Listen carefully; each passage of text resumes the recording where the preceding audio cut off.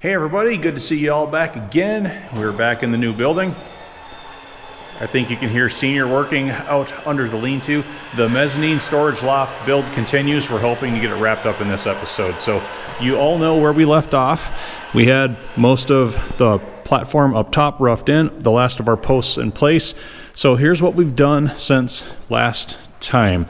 We've got the two upper run stringers figured out and made. We've got a third one cut that will go in the middle to stiffen the floor treads.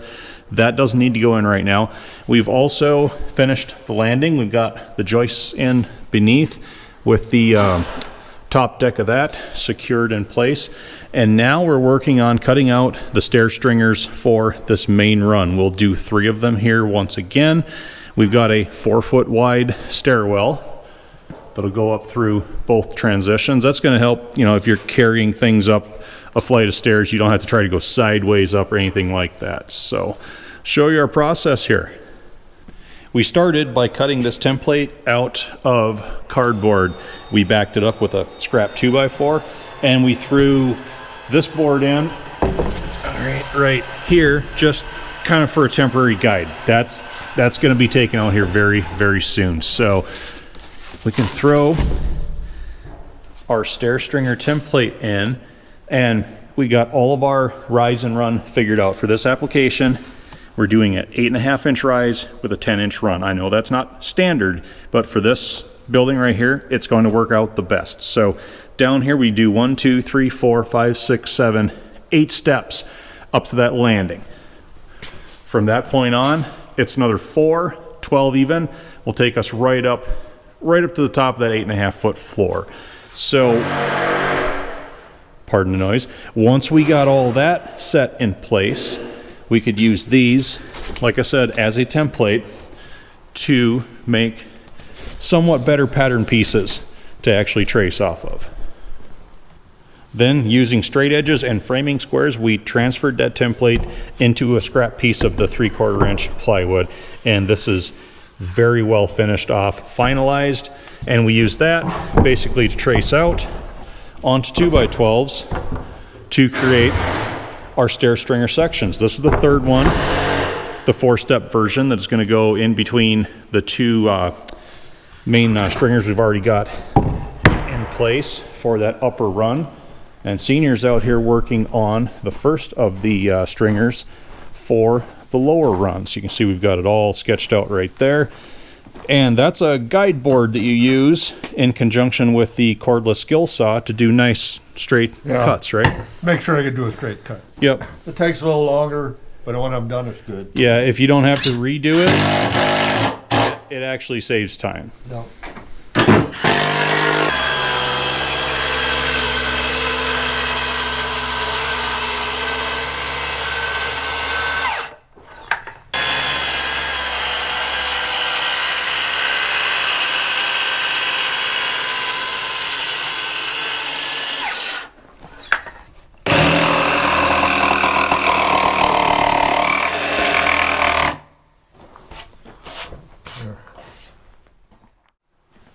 And that's how we make our stair stringers. Made a nice little ledge up here.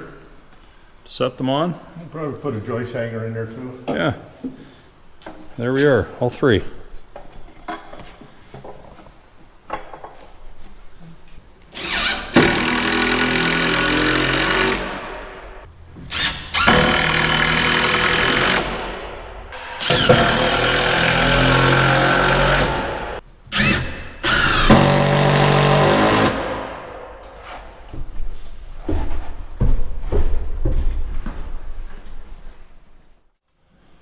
Okay, so 2x12 stair treads fit the bill quite nicely, and with those triple risers, triple stringers in place, nice and solid, no bounce. We're gonna have to do a toe board around those 2 edges of the landing yet, but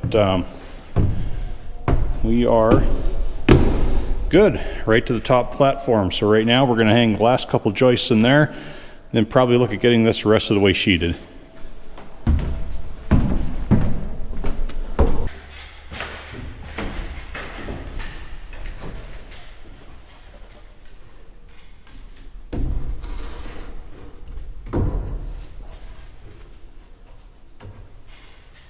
here. Yeah, good here too.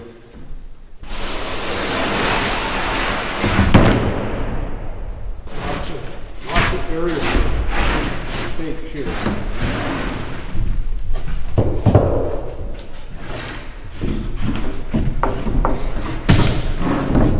And I'm gonna stand this edge up. So we didn't have a seam. Okay.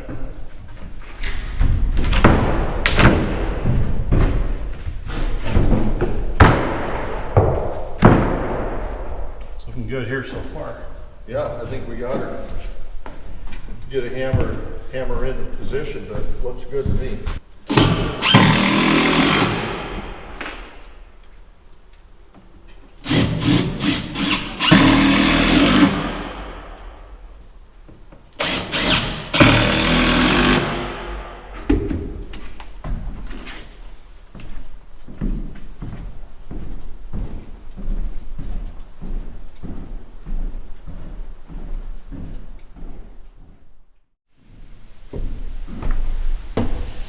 So toe boards in place around the landing, and we've begun work on the upper handrail right here. So senior's measuring out down there.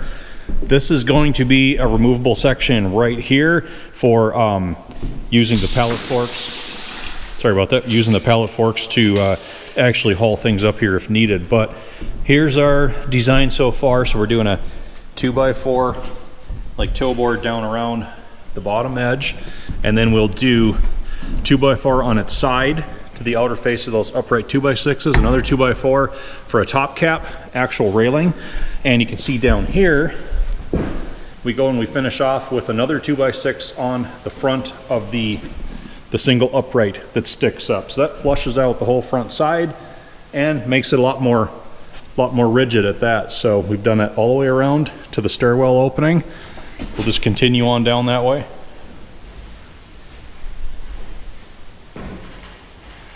This is kind of a beat up edge here. If you want to roll it, put this edge down. Oh, this dirty side out here. Okay.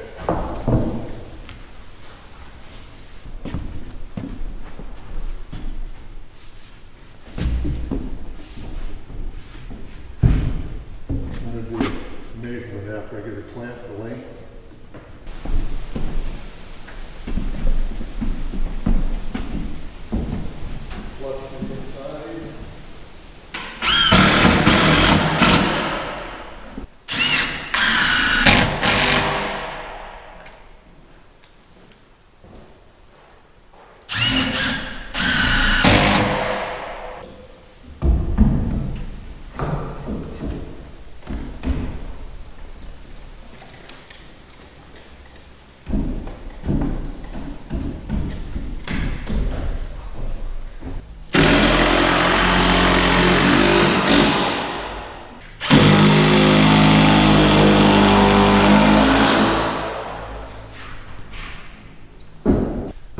So here's our main frame for the handrail, and with all the corners and the extra boards that we placed, very well supported, very rigid. Down here where we're gonna have the swing out opening, we're still a little bit wobbly. That's because we've got some more pieces to add and some reinforcement to put in place. But before we finalize the swing out section, I'm gonna start filling some of those open gaps up there. And for that, we have these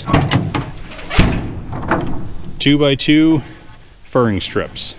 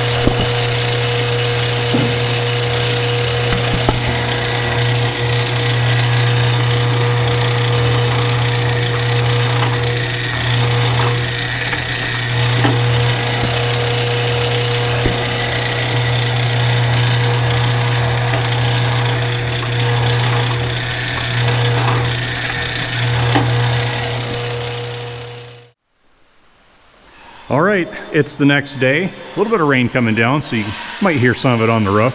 Senior's out back sawing. He's working on stiffening up our opening here. So we tripled up that single 2x6 up top, and he threw this reinforcement on the outside. Made a lot of difference. He's working on that side over there.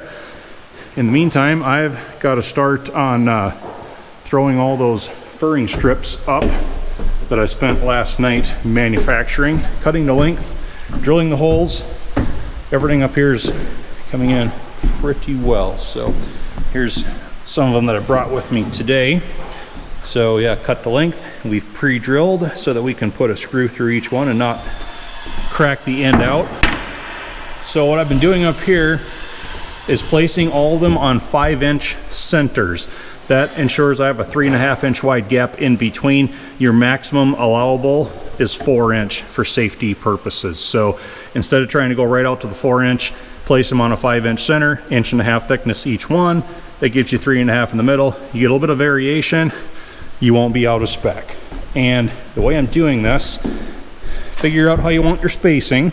So it's always best if you can center your slats up so that you have even gap on each end instead of starting off with a 3.5 on one and maybe a very tight gap on the other.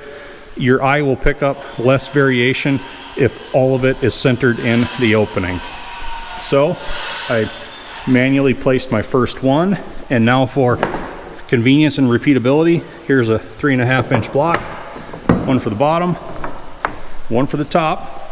So when I hold those in there, we've got our furring strip, pre-started a screw in each end. You can just place this up where it needs to be, and I'll show you here on camera in a minute how I do it. Anchor that one down, pull the blocks out, flop them to the other side, pick up your next stick, and away you go.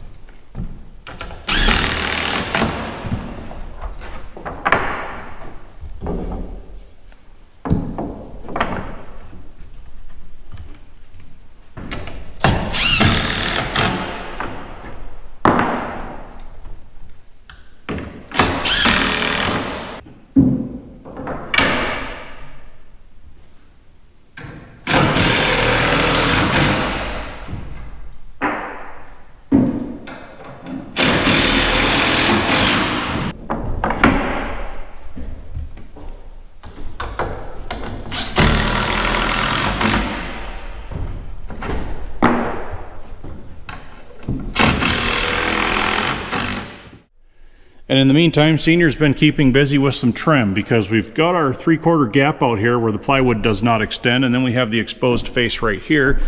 So we purchased some of these 1x6 fascia boards. We can set on there for trim. Or trim boards, whatever. Yep.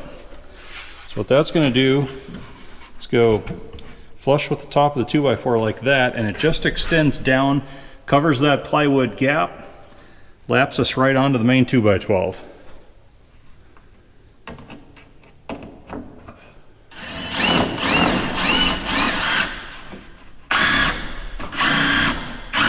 Hard board. Well, either that or I got, yeah, that's a hard one, remember? Yep. It won't fall out. No. You can get a better view out here of what we're covering with this trim.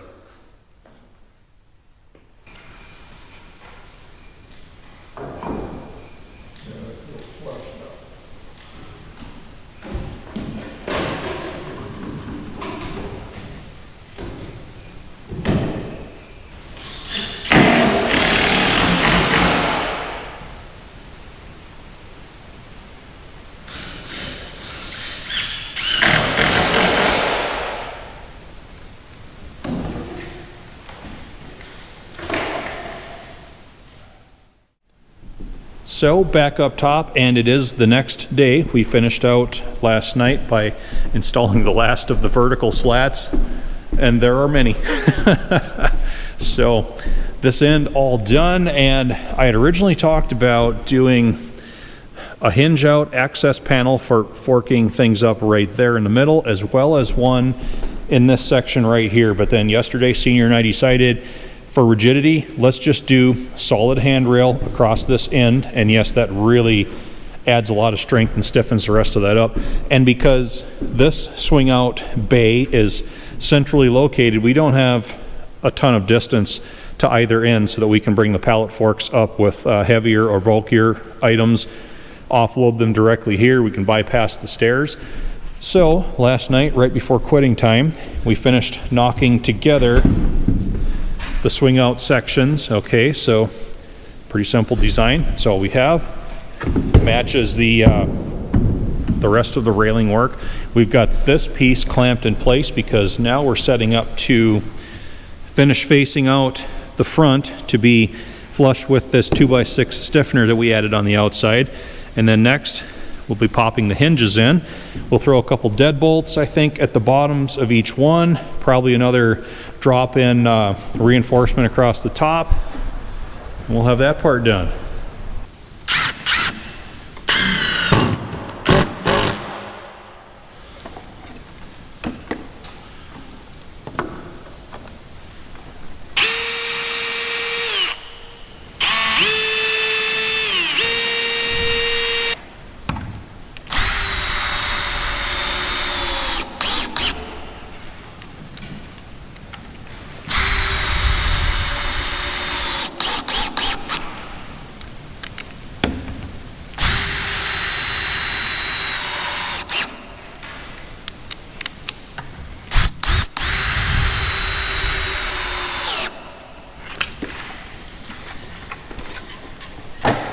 Okay, it's about an hour later and we have the swing out section completed. So I'll walk you through it real quick.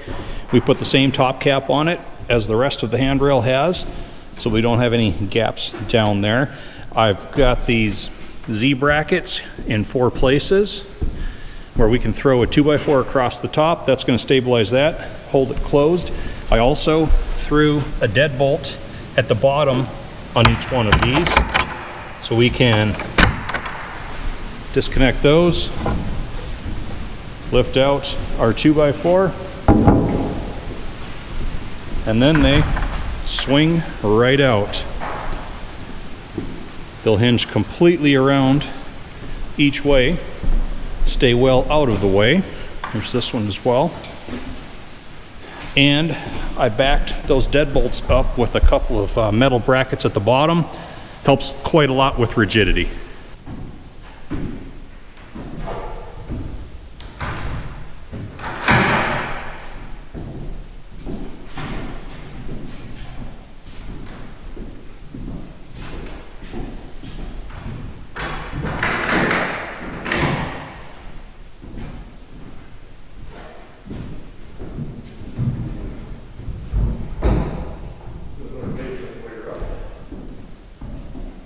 So as I was finishing up all of these details, you can see Senior's going for another trim board. He's been working on the toe board that extends along this wall. So we had a gap back here that things could have fallen into. So we placed 2x4s up on edge for a blocker, and got these ready for install right here. Because below the platform, our inner 2x12 for support, it only extended into right under this 2x4. All of this plywood here is just free hanging out into space. So we threw a few little reinforcement blocks in there so that we can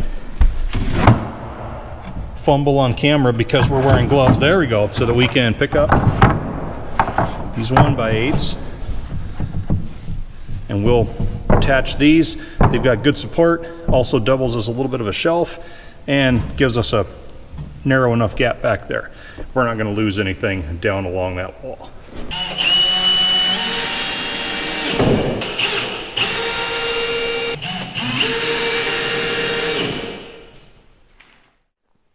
All right, everybody, stick a fork in it because it's done. So after we finished with the toe board up top, the final detail wrapped up this morning was the handrail that goes up the first flight of stairs right here. Really simple. Flat 2x6, and then I put brick molding on the top right here because it's a nice slick surface. It was a lot cheaper than like a pre-made handrail, and it doesn't stick in as far and encroach on the stairs. We've got a nice profile on this side. Your hand just kind of follows on the way up. No risks of slivers, anything like that. Beveled off upper end right there. Here's our finished board along here. We may still add some plywood backing along these girts here. That might wait until we get shelves and things up here and we start packing it full of stuff and we see the lay of the land, but it might be handy to have some kind of a barrier between the items that are stored up here and the steel. But like I said, excellent pass through for me underneath the bottom cords of these trusses. I don't have to duck. Good railing all the way around. We've got our swing out section right there and our little bump out here around the stairs. Come down here, toe board's fully in place. I added this extra one right here. Just helps you feel like you're caged in. It also kind of doubles as a stand-in handrail. Very, very easy access up to the top through that stairwell. So now you can see the lay of the land here. We've already got two of the smaller machines in beneath the loft. They both fit in without having to remove stacks. I've got 5 of these total. I could fit one in every bay, but a couple of them aren't going to make it up here. But we've got another D2, a Cat 10, a pump engine, a couple of, well, several farmalls. A grader might go over here, but you can see now how smaller machines on this side, storage up top, maximize the space over there. We've still got the 16 feet that is open, full height off of this end, and we have all the rest of this available for larger machine storage. Now, for all of you that follow the channel, you will remember weeks ago, after the concrete crew finished their work inside the building, I stood right here and said these words. So all we have left now are garage doors, and then after that, all the rest is up to me. Oh yeah, so it's drainage on the backside lean-to here, French drain off to the lower area, tie in with a new French drain to the existing French drain on the front side to get rid of that runoff, gravel under the lean-to here, fix the approaches front and rear, build the overhead storage loft. We have 10 weeks now before the ground freezes again. I'm sure it'll be fine. And it turns out that was 13 weeks ago today. So it took me an extra 3 weeks over what I had estimated at that time. But thankfully, we've beaten the snow and we have all those tasks completed. We got it all done. And it's been all that I've done ever since then, just about every day, all day long, to get it all wrapped up. But I didn't quit and we made it. So all right, I hope you all enjoyed the episode. I hope you all enjoyed the loft build, mezzanine build. And now we can finally clean our mess up in there and begin packing it full of machines. It's not going to take me more than probably a few days. It's probably going to be full in there. So hope you all come back for that. As always, everyone, I thank you for watching. On to the next adventure.